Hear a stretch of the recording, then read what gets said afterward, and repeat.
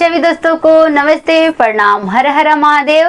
आज हम लोग लेके आए हैं गंगा माता का बहुत ही प्यारा सा गीत, और जैसा लगे कमेंट के माध्यम से बताइएगा।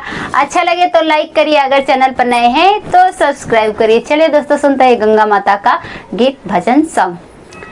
हमारो कवना रामाया सावा खिनामाया रे घाटे हो घाटे लाव सुकेरा नारिया रावाया रे घाटे हो घाटे।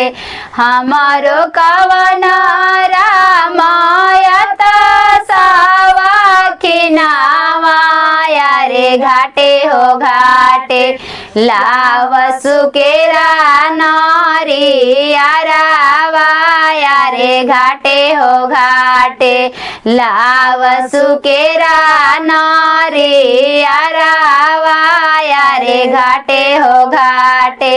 हमारो कवना देइयता सुकुवरिया रे चाहे हो चाहे करसु गंगा माई के पूजने आया रे चाहे हो चाहे करसु गंगा के हो पूजने आया रे चाहे हो चाहे।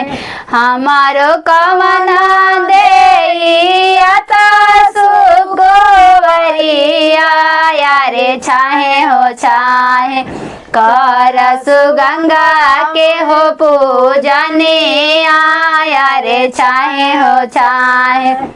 हमारो कवना रामायत सावखिने आया रे घाटे हो घाटे लाव सुकेरा नारिया रावाया रे घाटे हो घाटे।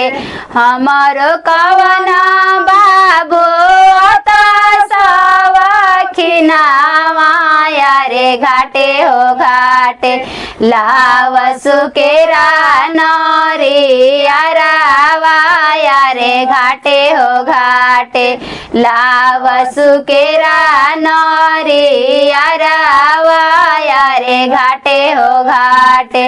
हमारो कवना देइयता सुकुवरिया रे चाहे हो चाहे करसु गंगा के हो पूजने आया रे चाहे हो चाहे करसु गंगा के हो पूजने आया रे चाहे हो चाहे।